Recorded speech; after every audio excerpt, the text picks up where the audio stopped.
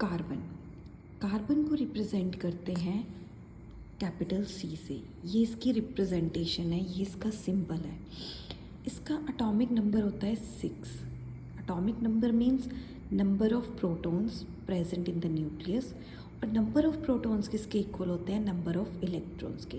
जितने ज़्यादा प्रोटॉन्स होंगे उतने ही ज़्यादा क्या होंगे? इलेक्ट्रॉन्स। मीन्स प्रोटॉन्स और इलेक्ट्रॉन्स क्या होते हैं? इक्वल। तो एटॉमिक नंबर क्या होता है? नंबर ऑफ प्रोटॉन्स और नंबर ऑफ इलेक्ट्रॉन्स। तो जब इलेक्ट्रॉनिक कन्फिग्रेशन करते हैं तो फर्स्ट शेल में आएंगे 2 और दूसरे शेल में क्या आएंगे? 4। ये होता है K, ये क्या होता है? L।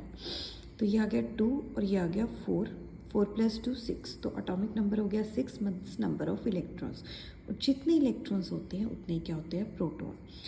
ए होता है atomic mass, means number of protons plus number of electrons को क्या बोलते हैं? Atomic mass. ओके, तो ये कार्बन की आइडेंटिफिकेशन है। जैसे आपका आईडी कार्ड होता है, चाहे वो स्कूल का है चाहे ऑफिस का है, जिसमें आपकी डेजिग्नेशन होती है, वैसे ही कार्बन का है। उसका सिंबल कैपिटल सी है, इसका एटॉमिक नंबर 6 है और एटॉमिक मास 12 है, और इसकी इलेक्ट्रॉनिक कन्फिग्रेशन होती है 2,4। कार्बन एक एलिमेंट है periodic table of the elements. अभी तक 112 एलिमेंट्स नोन है, और उनमें से कार्बन एक एलिमेंट है जो अबंडेंस में कंपाउंड्स बनाता है। ये एक नॉन मेटल है। ओके, तो ये इसको हम नॉन मेटल की कैटेगरी में रखते हैं, जो कि एक नॉन लस्ट्रस होती है, ब्रिटल होती है, डक्टाइल नहीं होती, तो नॉन मेटल है। ये अर्थ की क्रस्ट में भी मिलती है और एटमॉस्फेयर में भी मिलती है। अर्थ की क्रस्ट और एटमॉस्फेयर में कार्बन बहुत ही कम मात्रा में है। हम जो हैं सराउंडेड हैं कार्बन प्रोडक्ट से, और काफ़ी सारे जो प्रोडक्ट्स हैं लाइक हमारा शैम्पू, पैंटीन हो गया या कोई और shampoo, sanitiser, Dettol, toothpaste, numerous products हैं जिनमें कंपाउंड जो हैं वो कार्बन से मिलकर बनते हैं। नेक्स्ट, जो ऑर्गेनिक कंपाउंड्स हैं, all the living organisms, plants and animals are made up of carbon based compounds called organic compounds. So एक वर्ड आता है ऑर्गेनिक कंपाउंड्स। ऑर्गेनिक कंपाउंड का मतलब क्या होता है कि जितने भी लिविंग ऑर्गेनिजम्स हैं, प्लांट्स, एनिमल्स, लिविंग ऑर्गेनिजम्स में 2 ही कैलकुलेट होते हैं, प्लांट्स और एनिमल्स। ह्यूमंस को एनिमल्स की कैटेगरी में ही रखा जाता है। ये सब इनकी बॉडी के अंदर भी कार्बन के कंपाउंड्स होते हैं।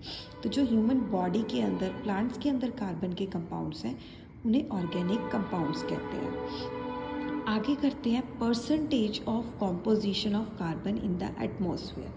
तो एटमॉस्फेयर में जो कार्बन है वो 0.03% होता है।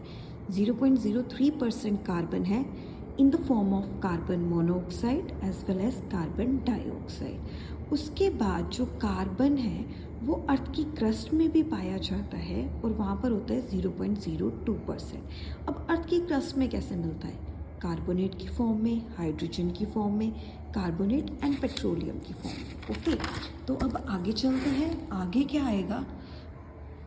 ये वाला कार्बन की स्ट्रक्चर, फिर से उसका आईडी कार्ड आ गया, एटॉमिक नंबर हो गया इसका 6, एटॉमिक मास क्या हो गया? 12। इसके पास 6 ही प्रोटॉन्स होते हैं, 6 ही इलेक्ट्रॉन्स होते हैं। ये इसकी स्ट्रक्चर है, ये इसका हो गया न्यूक्लियस। फर्स्ट शेल में आए 2 इलेक्ट्रॉन्स 2, सेकेंड शेल में आए 4 इलेक्ट्रॉन्स 1 2 3 4, कलेक्टिवली आ गए 6। सो कार्बन के 4 इलेक्ट्रॉन्स होते हैं वैलेंस शेल में। Number of electrons in the valence shell. Okay, so जब कार्बन के वैलेंस होता है आउटर मोस्ट शेल, सबसे बाहरला शेल। ओके, जैसे मतलब कि इसके 2 शेल्स है, 1 और 2। आउटर मोस्ट मतलब सबसे बाहरला।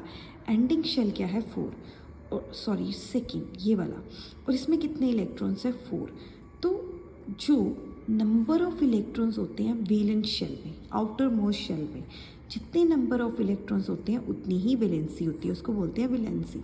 सो carbon has 4 electrons in its valence shell, उसके इलेक्ट्रॉन्स 4 हैं, तो इसको ये बोलेंगे। ओके, सो वैलेंसी याद रखना कि कार्बन की 4 वैलेंसी है। Valency means number of electrons in the outermost shell. Outermost shell means आखिरी शेल।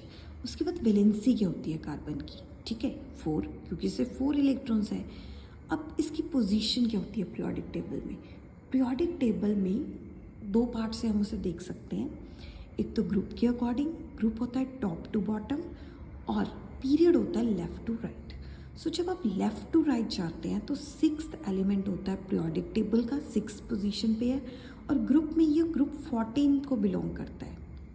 ओके, ग्रुप 14 है, ऐसे इसको करते हैं, कनाडा सी गए सोने पंजाबी, इसके अकॉर्डिंग होता है, ये ग्रुप 14 है। ओके, तो उसके बाद आगे कार्बन के एलोट्रॉप्स। कार्बन के एलोट्रॉप्स क्या होते हैं? अब देखो, जैसे आप किसी पार्टी में जाते हो या छोटे बच्चे होते हैं वो फैंसी ड्रेस कंपटीशन में जाते हैं, तो एक बच्चा वो डॉक्टर भी बन सकता है, टीचर भी बन सकता है इस ढंग से। मीन्स आप ड्रेसअप हो सकते हो अलग अलग ढंग से, आप किंग भी बन सकते हो, क्वीन भी बन सकते हो, बट रहोगे तो आप इंसान ही ना, जो आपकी आइडेंटिटी है। उसी तरह जैसे कार्बन है वो अलग अलग फॉर्म में एग्जिस्ट करता है, तो जो डिफरेंट फॉर्म्स में जो एग्जिस्ट कर सकता है कोई भी एलिमेंट, उसको बोलते हैं उसके एलोट्रॉप्स। ओके, तो कार्बन के एलोट्रॉप्स है, सिलिकॉन के एलोट्रॉप्स है, सल्फर के एलोट्रॉप्स है, फास्फोरस के एलोट्रॉप्स है हमारे पास। सो एलोट्रॉप्स ऑफ कार्बन में कार्बन जो है वो दो स्टेट में एग्जिस्ट करता है। एक तो आपको फ्री मिल जाएगा, ओके, फ्री मतलब ऐसे नहीं शॉप पे जाओगे तो वो फ्री आपको दे देगा, बल्कि एक फ्री स्टेट में मिलेगा, एक कंबाइंड स्टेट में मिलेगा। फ्री मतलब अकेला या कंबाइंड। जैसे रिसर्च होती है तो कुछ बच्चे अकेले घूमते हैं कभी कभार, कुछ अपने ग्रुप सर्कल में घूमते हैं 2 या 3 के साथ, तो आपको कार्बन अकेला घूमता हुआ भी मिल सकता है, अपने फ्रेंड्स के साथ घूमता हुआ भी मिल सकता है। जब कार्बन अकेला घूमता है तो उसको फ्री स्टेट बोलते हैं, और जब वो अपने फ्रेंड्स के साथ घूमता है तो उसको कंबाइंड स्टेट बोलते हैं। Carbon occurs in nature in free state in 3 forms. अब वो अकेला कैसे घूमता है? ऐसे नहीं है डायरेक्ट कार्बन, वो एक गेटअप में घूमता है। या तो आपको कार्बन अकेला मिलेगा डायमंड की फॉर्म में, डायमंड एक तरह का कार्बन ही है। ग्रेफाइट, जो पेंसिल की ब्लंट ये जो होता है ना आगे वाला, इसको बोलते हैं ग्रेफाइट, इसके सेल्स भी बनते हैं। या बकमिनिस्टर फुलरेंस की फॉर्म में। ओके, तो कार्बन के 3 एलोट्रॉप्स हैं जिसमें ये आपको फ्री स्टेट में मिल जाएगा। एक हो गया डायमंड, दूसरा हो गया ग्रेफाइट, थर्ड हो गया बकमिनिस्टर फुलरेंस। इसको बोलते हैं हम लोग एलोट्रॉप्स ऑफ कार्बन। और कंबाइंड स्टेट में ये आपको मिलेंगे इन द फॉर्म ऑफ अपने फ्रेंड्स के साथ। इसके फ्रेंड्स जैसे कार्बन डाइऑक्साइड, कार्बन ने ऑक्सीजन से दोस्ती की तो आपका क्या बन गया? Carbon dioxide. कार्बोनेट की फॉर्म में मिलेगा। कार्बोनेट क्या होता है? Limestone, marbles, chalk. Limestone, marble, chalk, ये वाली चीज़ें। फॉसिल फ्यूल, जो जैसे डायनासोर हो गया या कोई एनिमल, बुल, काऊ, या कोई जैसे रोड्स पे मर जाते हैं डॉग्स या फिर कुछ और एनिमल्स, चलो इनको जब ज़मीन में दबा देते हैं तो धीरे धीरे इनसे फॉसिल फ्यूल्स बनते हैं। अभी तो हमें फॉसिल फ्यूल्स मिल रहे हैं डायनासोर से जो ज़मीन के नीचे हैं, तो उनकी बॉडी में मेन कंटेंट क्या मिलता है? हमें कार्बन। ऑर्गेनिक कंपाउंड्स की फॉर्म में भी मिलता है, जैसे न्यूट्रिएंट्स हो गए, उसमें अब पता है ना बैलेंस डाइट में होता है कार्बोहाइड्रेट्स, उसमें कार्बन होता है, हाइड्रोजन होता है, और बाकी चीज़ों में भी आपको मिलता है जैसे वुड, वूल, कॉटन, इनमें भी कार्बन होता है। तो एलोट्रॉप्स की अगेन डेफिनेशन आ गई। एलोट्रॉप्स क्या होते हैं? वो डिफरेंट फिजिकल फॉर्म जिसमें एलिमेंट एग्जिस्ट करता है, मतलब एक एलिमेंट डिफरेंट फिजिकल फॉर्म में कैसे एग्जिस्ट कर सकता है उसको बोलते हैं एलोट्रॉप्स।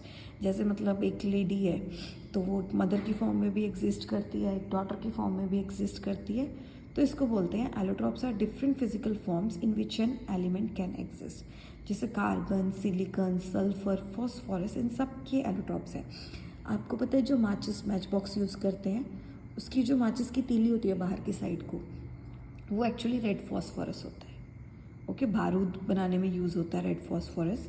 कार्बन के 3 एलोट्रॉप्स है, सल्फर के अपने हैं, सिलिकॉन के अपने हैं, तो उनके डिफरेंट डिफरेंट फंक्शंस भी है, बट है वो वही एलिमेंट है, बस उसकी फॉर्म क्या हो जाती है? अलग हो जाती है। अब पढ़ते हैं डायमंड के बारे में। सभी को डायमंड बहुत पसंद होता है ना, डायमंड की रिंग, डायमंड। एक्चुअली डायमंड है क्या है? वो एक ग्लास ही है जिसका रिफ्रैक्टिव इंडेक्स बहुत ज़्यादा होता है, बट है वो कार्बन ही है, कार्बन की फॉर्म है। ये कलरलेस, ट्रांसपेरेंट, जिसमें से लाइट पास आउट हो सकती है, सॉलिड है, और इसकी बहुत ज़्यादा एक्स्ट्राऑर्डिनरी शाइन होती है, मतलब यूनिक सी शाइन होती है, इसलिए सभी को ये पहनना पसंद है। आज तक का सबसे ज़्यादा नोन ये हार्डेस्ट नेचुरल सब्सटेंस है, मीन्स कुदरत ने जो सबसे हार्ड सब्सटेंस दिया है वो क्या है? डायमंड। जो डायमंड है इसमें एक कार्बन की आगे 4 कार्बन के साथ बॉन्ड होती है। जैसे ये वाला कार्बन है, ये मान लो आपका कार्बन है, तो इस कार्बन की 4 बॉन्ड बनेगी, 1 2 3 4। इनकी ऐसे 4 बॉन्ड बनती है कार्बन से, और वो वाला कार्बन है अगली अपनी 4 बॉन्ड्स बनाता है। मतलब एक कार्बन अपनी 4 बॉन्ड्स बनाएगा और उनके जो आगे जो 4 कार्बन है वो अगली अपने रिस्पेक्टिव 4 बॉन्ड्स बनाएंगे। इस तरह डायमंड की स्ट्रक्चर बनती है। अब देखो इसमें जो 4 बॉन्ड्स बन रही हैं, कार्बन बना रहा है एक दूसरे के साथ, तो बॉन्ड्स होती है थोड़ी स्ट्रॉन्ग, बहुत ज़्यादा, क्योंकि हम कह रहे हैं कि हार्डेस्ट सब्सटेंस है। हार्डेस्ट सब्सटेंस है तो इसका मतलब इसकी बॉन्ड्स क्या होंगी? स्ट्रॉन्ग। अगर बॉन्ड स्ट्रॉन्ग है तो उन्हें तोड़ने में ज़्यादा टाइम लगेगा, ज़्यादा आपको एनर्जी लगेगी, तो इसलिए इसका मेल्टिंग पॉइंट क्या होता है? बहुत ज़्यादा हाई, इसलिए क्योंकि बॉन्ड्स बहुत ज़्यादा स्ट्रॉन्ग होती है। उसके बाद इसकी रिजिड स्ट्रक्चर है, ऐसे सॉलिड स्ट्रक्चर बनती है जिसके कारण इसकी हार्डनेस होती है। ये एक rigid non planner 3 dimensional structure होती है। हर एक कार्बन 4 के साथ जाके जुड़ जाता है। रिजिड मतलब ठोस, नॉन प्लानर और 3 डायमेंशनल, 3 डायमेंशंस में आती है इसकी स्ट्रक्चर, तभी तो आप पहन पाते हो। अब इसके यूजेस क्या है? एक तो सदाबहार, इसकी ज्वेलरी बनती है, नेकलेस, डायमंड रिंग, बहुत कुछ बनता है क्योंकि इसकी शाइनी अपीयरेंस है, बहुत ज़्यादा एक्स्ट्राऑर्डिनरी, चमकता है। और रिफ्रैक्टिव इंडेक्स है इसलिए चमकता है। तो ये रिफ्रैक्टिव इंडेक्स फिजिक्स की टर्म है जिसमें लाइट क्या होती है?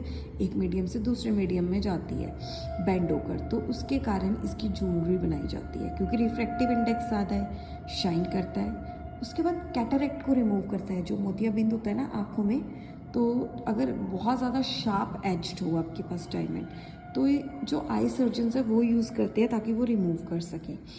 उसके बाद इसकी कटिंग इंस्ट्रूमेंट में भी यूज़ किया जाता है, जैसे ग्लास को काटना हो, कटिंग मशीन को काटना हो, सॉस काटना हो, सॉ मतलब आरी, तो उसमें इसको यूज़ किया जाता है। उसके बाद आ गया ग्रेफाइट।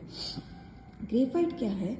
एक ग्रे कलर का, ब्लैक, काला ओपेक सब्सटेंस है, ठीक है, ग्रेइश, ग्रे कलर का होता है ऐसा। ये जो पेंसिल की लिड है ना, इसके जैसा होता है, काला काला ब्लैक ओपेक सब्सटेंस है, इसमें से लाइट पास आउट नहीं करती। सॉफ्ट होता है, कोमल और स्लिपरी होता है, जब आप इसको टच करो स्लिप करता है। अब देखो ग्रेफाइट है पेंसिल, इसको आप अपने हाथ में भी करोगे आपके हाथों को काला कर देता है, तो ये ग्रेइश ब्लैक होता है। अब देखो डायमंड में क्या था कि जो एक कार्बन था वो आगे 4 कार्बन एटम से जुड़ा हुआ था, मतलब एक कार्बन ने अपनी 4 बॉन्ड्स बनाई थी। अब एक कार्बन के पास क्या है? 4 वैलेंस इलेक्ट्रॉन्स है। ऐसे कार्बन है, इसके पास क्या थे? 4 वैलेंस इलेक्ट्रॉन्स। अब इन्होंने अपनी शेयरिंग कर ली दूसरे कार्बन से इस ढंग से, ठीक है, ऐसे बनते हैं, ऐसे शेयरिंग होती है तो बॉन्ड्स बनती हैं, ठीक है। तो ये डायमंड में तो एक भी बॉन्ड फ्री नहीं थी, एक कार्बन ने अगले 4 कार्बन से अपनी बॉन्ड बना रखी थी, तो फ्री स्पेस तो नहीं था।